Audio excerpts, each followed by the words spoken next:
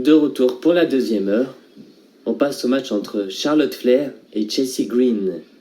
En fin de match, Flair bloque une charge de Green avec une big boot et enchaîne avec son Fire Four pour la faire taper. Vainqueur, Charlotte Flair. Dans la ville de New York, Akira Tozawa se cache derrière un Père Noël. Le Père Noël leur dit de faire la paix. Maintenant que la paix est faite, il dit à Chus d'aller chercher son cadeau plus loin.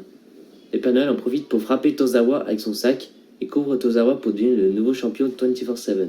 Un Père Noël champion, mais what the fuck? Oh oh oh. De retour, on présente une nouvelle vidéo de Liv Morgan qui explique que c'est seulement elle qui peut maintenant décider qui elle sera. On passe au match entre Randy Orton et The Viking Raiders face à The OC. En fin de match, Orton fait RKO à Anderson. Orton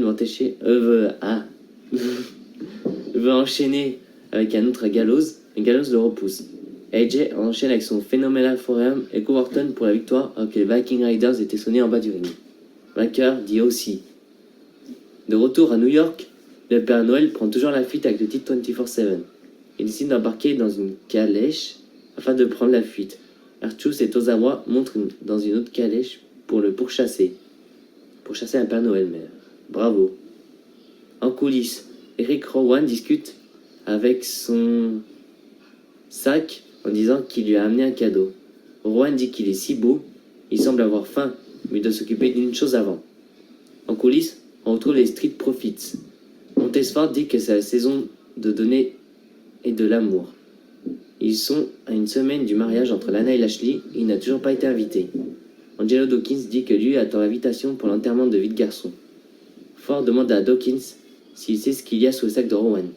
Dawkins dit que ça peut être n'importe quoi. Ford dit qu'ils veulent la fumer pour la semaine prochaine. On passe au match entre Eric Rowan et Travis Horn, un catcheur local. En fin de match, Rowan enchaîne 2 chokeslam sur le catcheur local pour le compte de 3. Vainqueur, Eric Rowan. À New York, le Père Noël ne peut plus courir. Il attrape une crampe et tombe au sol. R-Truth en profite pour lui faire un compte de 3 et retrouver son titre 24/7. Akira Tozawa veut combattre, mais l'arbitre dit que ça suffit. Il a passé toute la journée à courir partout. Il s'en va maintenant. R-Truth invite Tozawa à venir célébrer Noël avec lui, comme il n'a pas de famille. Comme c'est mignon. De retour, Rusev est sur le ring et dit qu'il est confus émotionnellement et a été arnaqué à WWE, table, échelle et chaise. Oui, il est préoccupé par ça. Et oui, il va y faire quelque chose pour remédier. Mais est-ce qu'il est préoccupé par Lana qui va se marier avec son copain Bobby Lashley à Raw?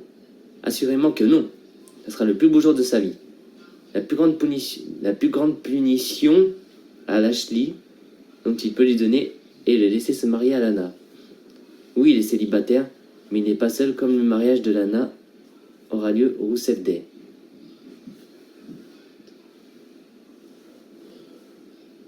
On va passer au match entre Rusev et No Way Jose.